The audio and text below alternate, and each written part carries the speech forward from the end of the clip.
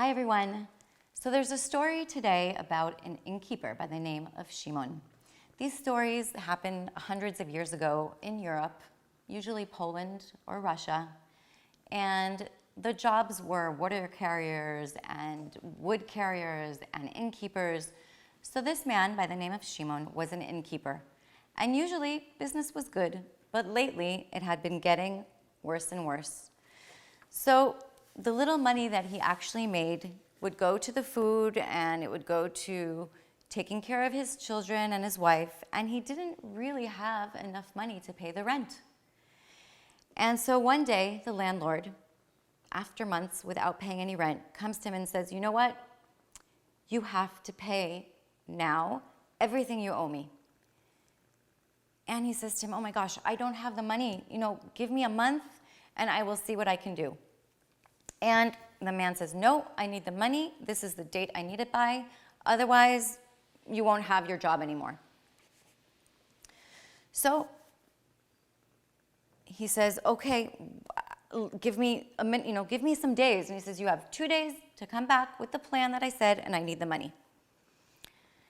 So the man now is thinking, oh my gosh, what am I going to do? I have no money. I don't know how to pay him back. Let me go to my friend, my teacher, my Kabbalist, and ask him for advice, see what he wants to do. So he goes, he tells his wife, I'm going to, out of town. In those days, they had to take a horse and carriage and go to another town. So he says, okay, I'm going to go out and talk to him.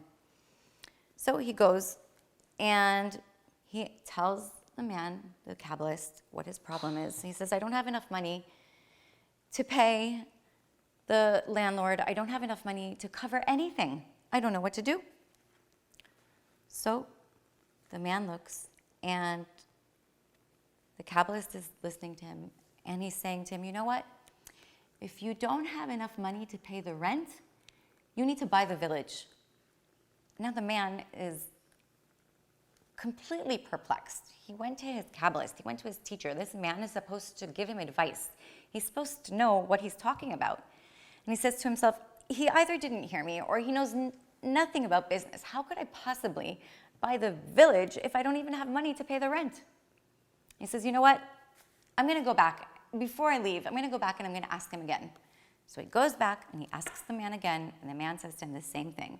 If you don't have enough money to pay the rent, buy the village.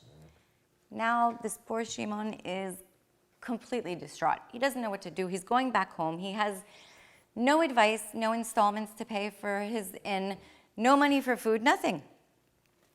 So goes back.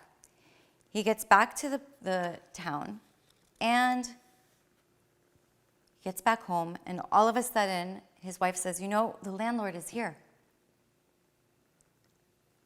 And he's now panicking. He doesn't know what to do. I mean, the only reason the landlord would come is to take the money. So the landlord is there, and he says to him, you know what, come with me.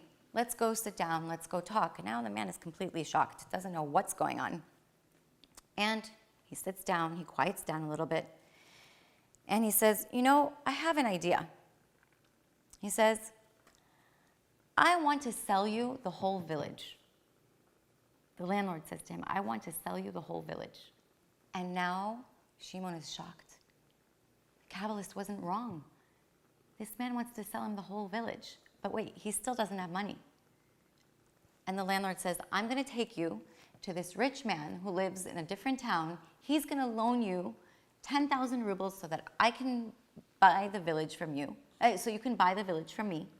And the village will be yours. With the money you make, you can pay me back. He's lightheaded, he's dizzy, he doesn't understand. Wait, the man is now going to take me to borrow money from a rich man, and he's shocked. He tells him, let me tell you what happened. He says, I don't have a wife, I don't have children, I just have a nephew who I was going to give all the money to and all the village to. And he says, I was with my nephew the other day, and I saw how he treated people. And I remembered how you treated people. And I decided that I wasn't going to give him anything. And I want you to have everything. And Shimon now is shocked. He's shocked. He all of a sudden, overnight, became rich. He owned the village, and he was rich, and now he was able to help everybody in the town.